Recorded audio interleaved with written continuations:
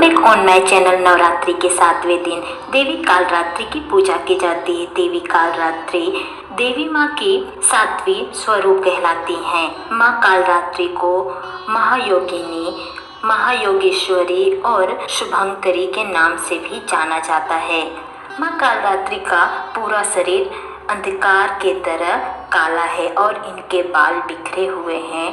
इनके 4 हाथ है और ये गरदब की सवारी करती हैं। देवी के 3 आँख हैं। ये तीनों ही आँख ब्रह्मांड के समान गोल है और इनकी सांसों से अग्नि निकलती रहती है।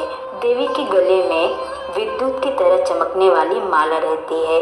देवी माँ के एक हाथ में खड्ग, एक में लो शस्त्र, एक हाथ में वर मुद्रा और एक हाथ में अभय मुद्रा होता है।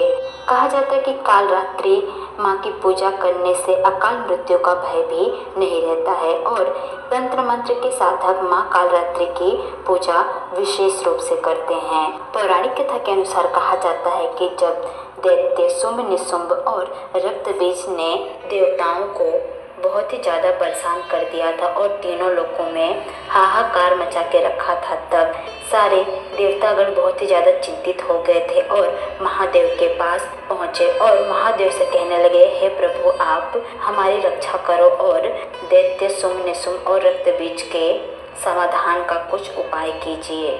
तब महादेव ने माता पार्वती से दैत्यों का वध कर अपने भक्तों की रक्षा करने के लिए कहा। महादेव की बात मानकर माता पार्वती ने दुर्गा माता का रूप धारण किया और शुंभ निशुंभ का वध कर दिया। परंतु जैसे ही दुर्गा माता ने दैत्य रक्तबीज का वध किया तो उसके शरीर से निकले रक्त से लाखों रक्तबीज दैत्य पैदा हो गए। कहा जाता है कि दैत्य रक्तबीज को ऐसा वरदान था कि उसके शरीर से जितना भी रक्त निकलकर जमीन पर गिरेगा उससे उतने रक्तबीज पैदा होंगे। यह देखकर दुर्गा माँ ने अपने तेज से कालरात्रि देवी को उत्पन्न किया और इसके बाद देवी ने रक्तबीज का वध किया और उसके शरीर से निकलने वाले रक्त को माँ कालरात्रि ने जमीन पर गिरने से पहले ही अपने मुख में भर लिया। इस प्रकार से कहा जाता है कि देवी ने रक्तबीज का भी अंत कर दिया और सारे ही देवतागणों की रक्षा की।